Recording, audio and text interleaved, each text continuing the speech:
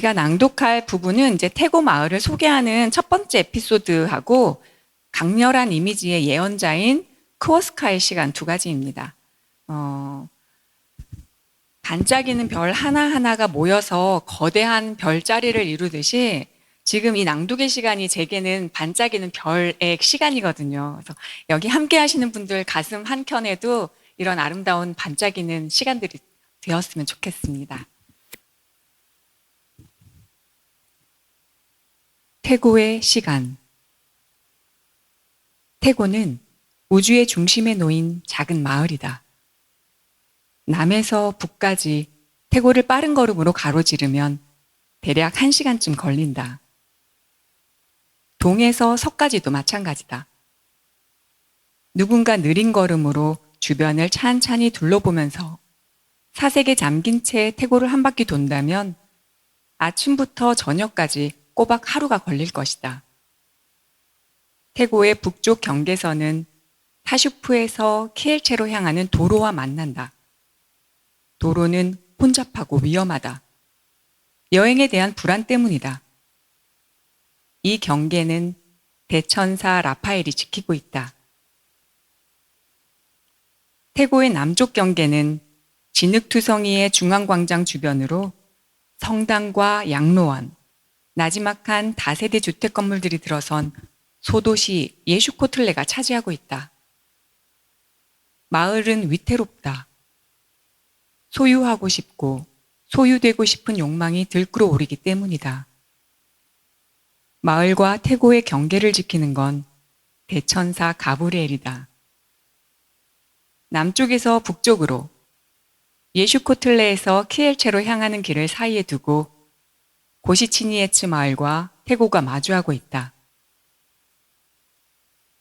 신은 태고의 중심에 언덕을 쌓아 올렸는데 매년 여름이면 왕풍뎅이 무리가 이 언덕으로 몰려든다. 그래서 왕풍뎅이 언덕이라는 이름이 붙었다. 창조는 신의 일이고 이름을 붙이는 건 인간의 일이니까. 방앗간 기슭에서 백강에 합류하는 흑강은 북서쪽에서 남쪽으로 흐른다. 흑강은 깊고 어둡다. 강은 숲을 따라 흐르고 숲은 강의 울창한 얼굴을 비춘다. 마른 잎사귀들이 흑강을 유영하며 떠내려오고 조심성 없는 벌레들이 강의 소용돌이 속에서 살기 위해 발버둥친다. 흑강의 물결이 나무 뿌리를 핥히고 숲을 침식한다. 검은 수면에 소용돌이가 일기도 하는데 흑강이 화를 내거나 통제 불능 상태가 될 때도 있기 때문이다. 백강은 얕고 생기발랄하다. 모래에 넓은 수로를 만들며 흘러가고 아무것도 감추지 않는다. 투명하고 깨끗하며 모랫바닥까지 태양이 관통한다. 마치 반짝이는 거대한 도마뱀 같다. 강물은 미루나무 사이를 요리조리 빠르게 흐르며 장난을 친다. 하지만 이 장난은 예측하기가 쉽지 않다. 어느 해는 오리나무 덤불들로 작은 섬을 만들어 놓더니 그 후 10여 년 동안은 나무들을 피해서 흐르기도 했다. 백강은 잡목림과 풀밭, 목초지를 통과해 흐르며 모랫빛과 금빛으로 반짝인다. 방앗간 기슭에 이르러 두 강은 비로소 하나가 된다. 얼마간은 서로 염원에 맞지 않던 딱 그만큼의 거리를 유지하면서 수줍으면서도 소극적인 모양새로 나란히 흐르다가 어느 순간 하나가 되어 뒤엉킨다.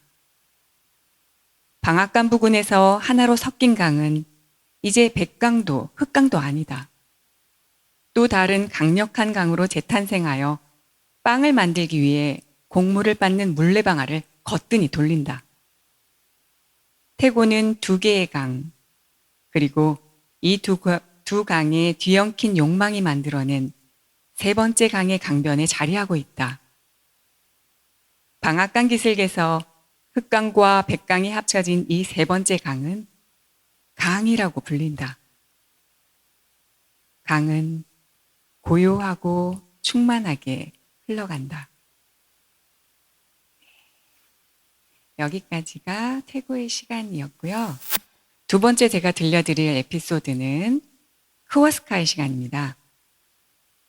평범한 소녀가 어떻게 미래를 보는 예언자가 된 건지, 우리 입장에서 알기 쉽게 표현하자면은 접신을 하고 이제 무당이 된 거라고 생각할 수 있는데요. 크워스카가 인생을 어떻게 배워나가는지 들려드릴게요.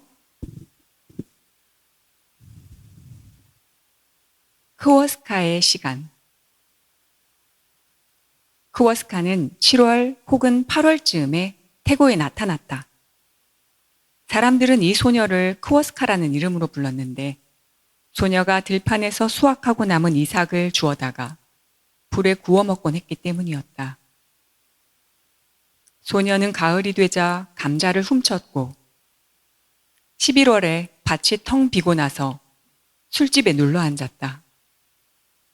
누군가 가끔 소녀에게 보드카를 사주었고 돼지비계를 바른 빵 한 조각을 건네주기도 했다.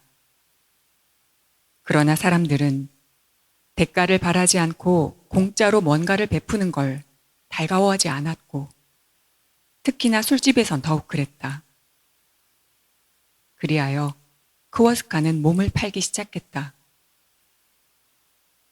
보드카로 가볍게 취기가 오르고 몸이 달궈지면 남자들과 밖으로 나가서 소시지 몇 개에 그들과 관계를 맺곤 했다. 크워스카는 근방에서 유일하게 젊고 꽤 손쉬운 여자였기 때문에 남자들은 개떼처럼 주위를 맴돌았다.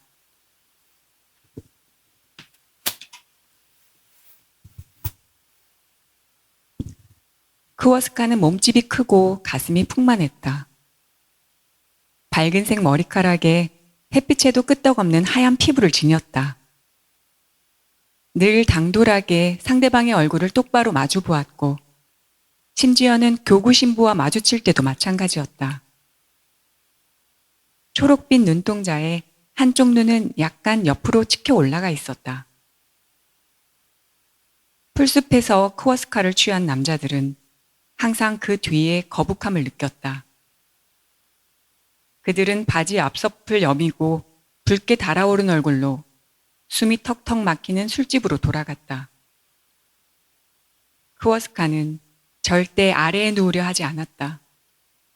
그녀는 늘 이렇게 말했다. 왜 내가 당신 밑에 누워야 하죠? 나는 당신과 동등한데. 그녀는 나무 혹은 술집의 나무벽에 기대는 걸 즐겼고 그럴 때면 치마를 등까지 걷어 올리곤 했다. 그녀의 엉덩이는 어둠 속에서 달처럼 빛났다. 이것이 바로 크워스카가 배운 세상이었다. 배움에는 두 가지 종류가 있다. 밖에서 배우는 것과 안에서 배우는 것.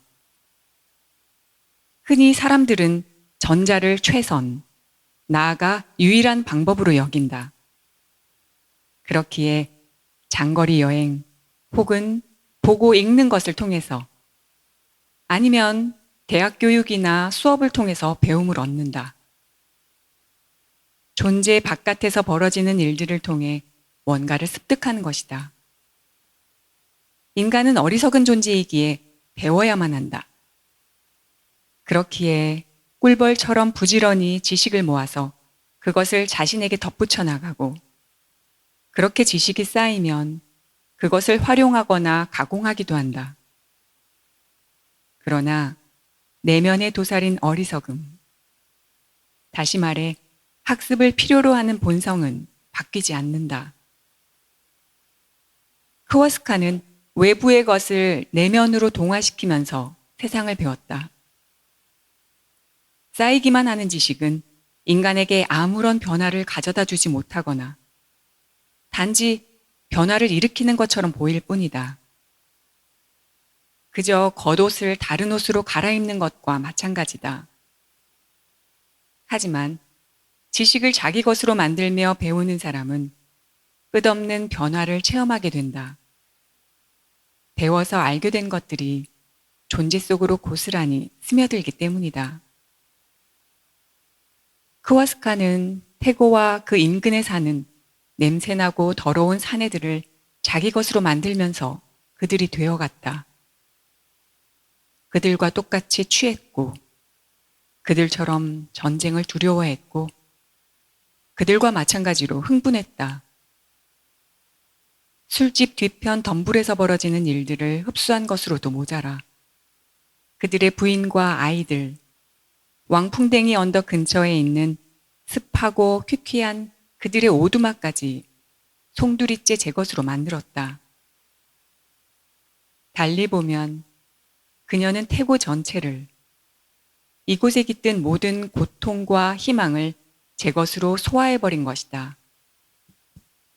이것이 바로 크워스카의 대학교였고, 부풀어 오르는 배는 졸업장이었다.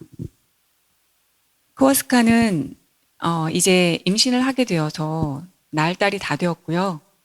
동네 사람들의 냉담한 시선과 차가운 멸시를 받으면서 아이를 낳기 위해 아무도 없는 숲으로 들어가게 됩니다. 임신과 무더위로 인해 퉁퉁 부은 크워스카의 두 발은 바닥에 깔린 딱딱한 솔방울을 느끼지 못했다. 강가에서 첫 번째 산통이 왔다. 주체할 수 없는 낯선 고통이었다. 그녀는 점점 공황 상태에 빠져들었다. 난 죽었어. 이제 죽었다고. 도와줄 사람이 아무도 없으니까.